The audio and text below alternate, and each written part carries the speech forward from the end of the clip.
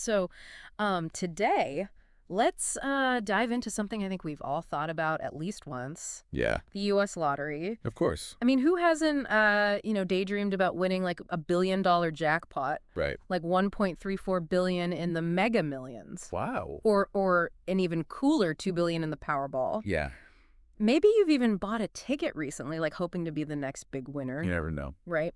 But today we're going kind of beyond just those like dazzling numbers. Sure. And we're going to take a closer look at the system behind it all. All right. So Yeah. we're going deep on this one. Absolutely. And we're using Johnny Harris's YouTube video Okay. called The U.S. Lottery is a Lie as our guide for this. Interesting title. It is. And right away, the first thing that really jumps out is just how massive the lottery is in America. It's huge. It's huge. Yeah. So in 2021 alone, Americans spent over $100 billion. Wow.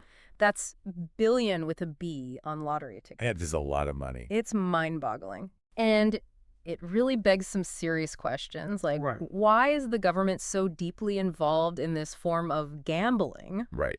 What are they doing with all that cash? Yeah. Is it all as like benevolent as those good causes commercials make it seem, or is there something more like complicated at play? Yeah. That's a good question. So Right. one thing that Harris highlights right away Okay. is that government-run lotteries are nothing new. Really? He takes us all the way back to ancient China, Wow. where they might have even funded parts of the Great Wall through a lottery. That's amazing. I know. Wow. And the results were delivered by carrier pigeon. By carrier pitching. Carrier pigeons. That's crazy. I know. Talk about a long wait for those winning numbers. I know. It really puts our like instant gratification world into perspective. Doesn't it? It really does. So it just shows how ingrained this idea of a lottery is in human history. Uh-huh. The Romans used them, the Dutch, and even the American colonists Right. were big fans of the lottery. Interesting. It is, and Harris points out that the colonists actually used lotteries to fund their journey to America. Oh, wow. And then, ironically, England banned them from using lotteries because they were worried about losing taxpayers to the colonies. So the irony. Talk about foreshadowing. Right. Because as we know, lotteries eventually made a huge comeback in the U.S. in the 1960s, Yeah. driven by states needing funding, Mm. and particularly for education. Uh-huh. New Hampshire was a big player in that resurgence. Interesting. And, it's easy to see why lotteries are so popular. Yeah. I mean, everyone has that fantasy of what they'd do with millions, right? Of course. Even Harris admits to getting caught up in the excitement. He did. While making the video, he bought a Mega Millions ticket Really? and described feeling that almost intoxicating buzz of like possibility, Mhm. even though the odds were astronomically against him. Yeah. He talks about that ritual of choosing those numbers, Right. the anticipation of the draw, that glimmer of hope for a life-changing win. It's exciting. It is, and it taps into something very like fundamental in human psychology, Like what? our fascination with gambling and that desire for a chance at sudden wealth. Yeah, that makes sense. But then he brings us crashing back down to reality How so? with a dose of cold, hard statistics. Okay. So the odds of winning the Mega Millions jackpot Yeah. are 1 in 302 million. Wow. And to help us wrap our minds around that, Okay. he uses this incredible analogy. What is it? So imagine 66 bathtubs, Okay. 66 bathtubs. each filled with 4.5 million grains of rice. All right.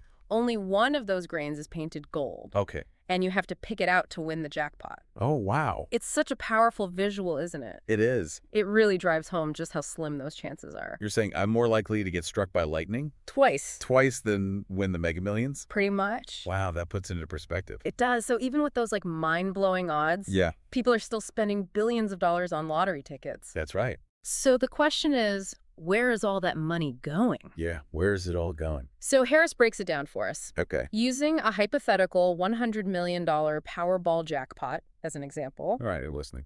And the breakdown is actually quite surprising. Really? So about 50% goes toward the jackpot and smaller prizes. Okay, that makes sense. Then 6% goes to the retailers who sell the tickets. Right.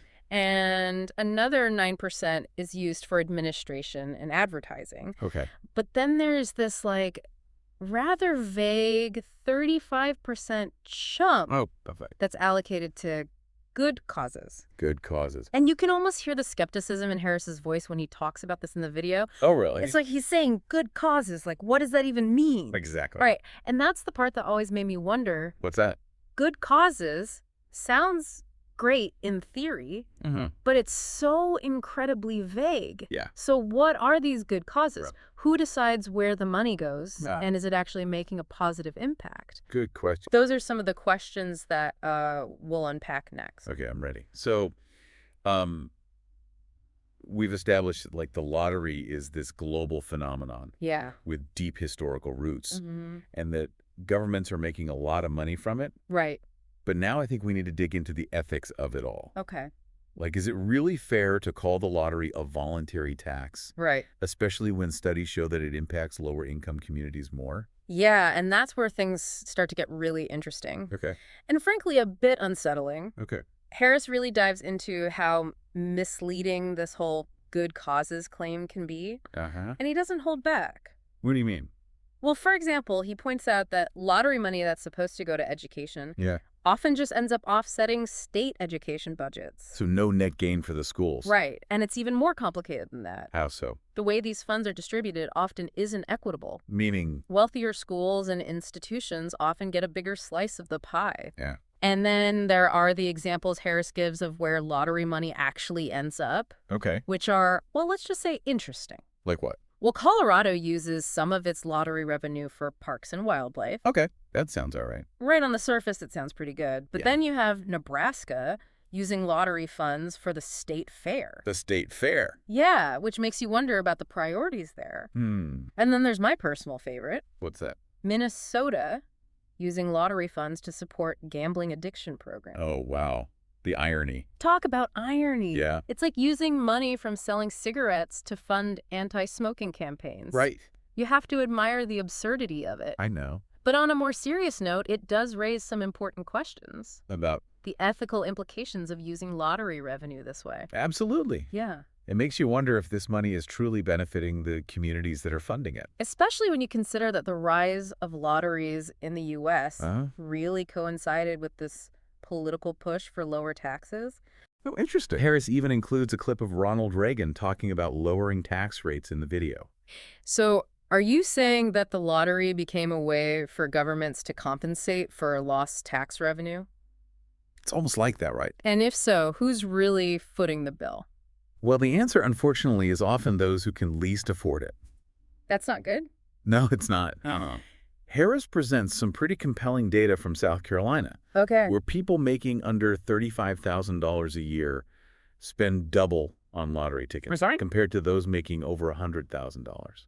Wow, that's a big difference. It is, and it really paints a picture of who's bearing the brunt of this voluntary tax. It sounds like the system is almost designed to keep people playing even when the odds are stacked against them. Yeah, it kind of feels that way. What about if someone actually wins big?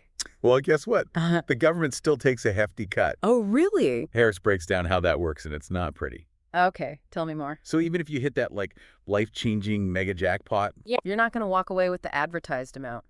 You're kidding. Nope. If you choose the lump sum payment, which most winners do, Okay. you immediately lose 24% to federal taxes, Ouch.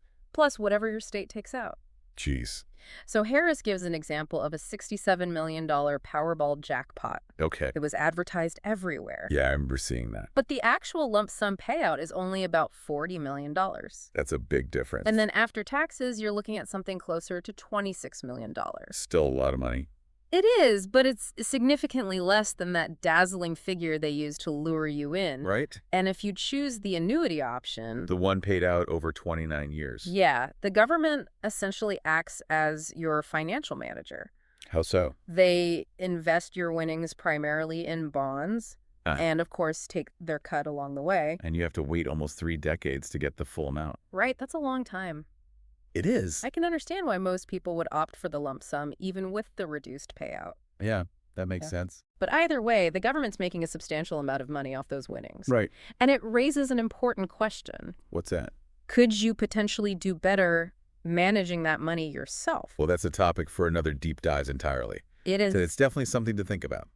So we've got this system where lower income communities are disproportionately funding the lottery. Yeah. Even if they win big, the government takes a big chunk. Mm-hmm. And the good causes this revenue supposedly supports are often questionable at best. So what does it all mean? Right. Is the lottery just a Band-Aid solution? A way to paper over deeper economic problems? Exactly. That's a big question. It is. And I think it's one we all need to grapple with. Yeah. Because while there are arguments in favor of lotteries, like providing a regulated form of gambling or generating revenue for government programs, Right.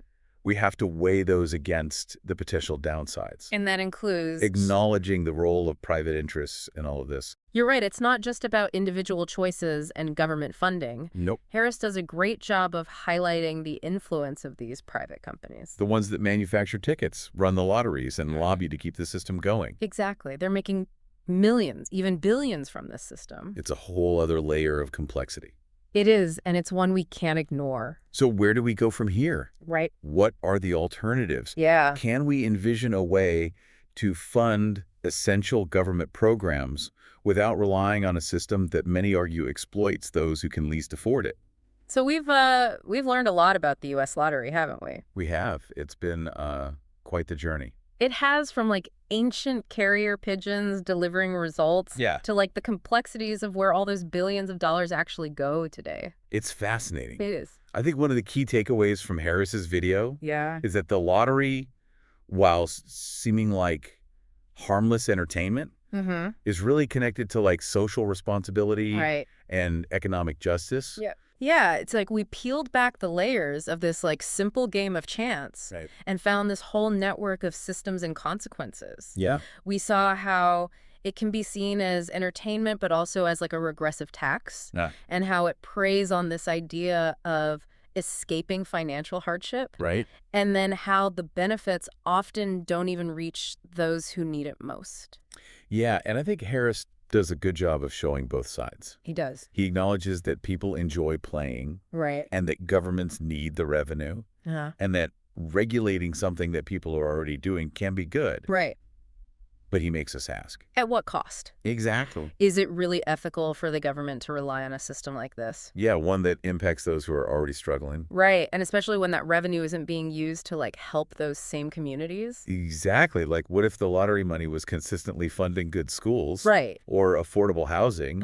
Or job training programs in the communities that are buying the most tickets? Then maybe the ethical dilemma wouldn't feel so bad. Right. But as we've seen, that's not usually what happens. Unfortunately not. And it leads to this bigger question. Like, how else can we fund these essential government services in a way that's fair and sustainable? It's a big question. It is, and I don't think we can answer it fully here. But it's worth thinking about. It is. Harris's video is like a starting point for a much bigger discussion. About social responsibility and economic justice. Exactly. And the role of government. It really makes you think. It does. It's about looking past those flashy jackpots and seeing the real cost of this system. Not just the money. Right. But the impact on people and communities. So the next time you see those lottery tickets or those billboards, remember what we talked about today? Think about all the stuff going on beneath the surface. The economics, the politics, the social impact. Will you see those tickets the same way again? That's the question. Thanks for joining us on the Deep Dive. See you next time. And until then, keep asking those tough questions. And searching for the truth.